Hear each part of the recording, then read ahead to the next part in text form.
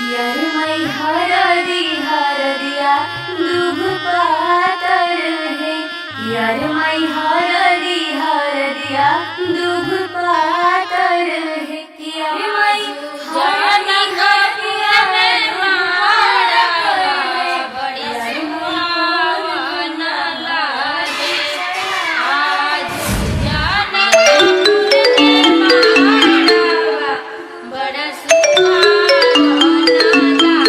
Hello. हाँ hello. कहाँ बाड़ा? घरे बनी। अरे जल्दी आवा ना। अरे इतना जल्दी कब आ? हमरा ये सब कुछ नहीं के सुने के, जल्दी आवा ना। अरे तो इतना घबराइल काहे बड़ू? हमरा जिंदगी और मौत के सवाल बा, प्लीज जल्दी आ जाना। ठीक बा आओ।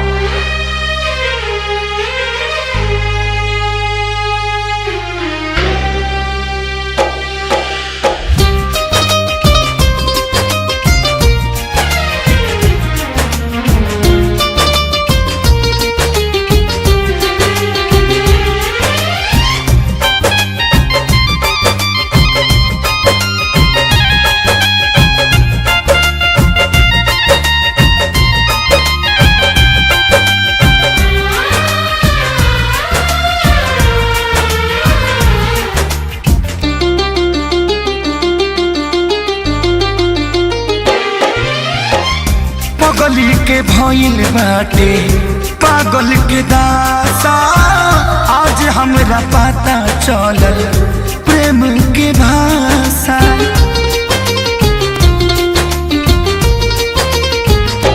हाँ पगली के भइल बाटे पागल के दासा, आज हमरा पता चलल प्रेम के भाषा।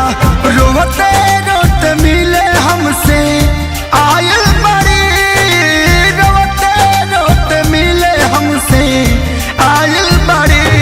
हमर जान आज हरदी से लटाइल बड़ी, हमर जान आज हरदी से लटाइल बड़ी।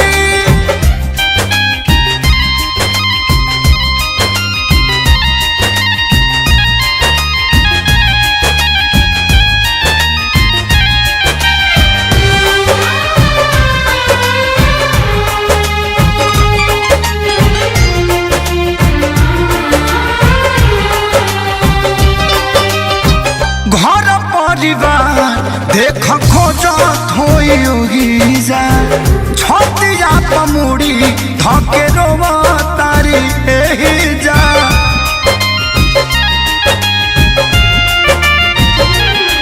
हथवा के मेहंदी मिटावेली इ तो हमरे के समझावेली।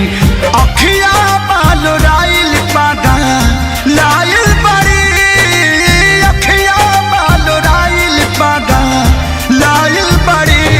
हमर जान आज हरद से लटाइल बड़ी, हमर जान आज हरद से लटाइल बड़ी।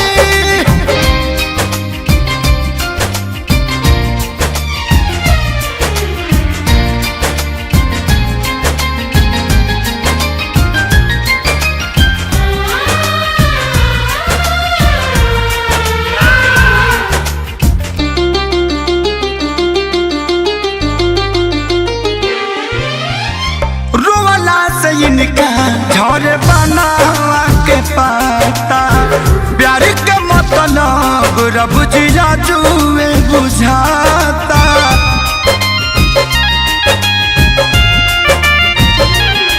हम इनका से तनिको खफा नहीं खी, काहे की जान बेवफा नहीं खी।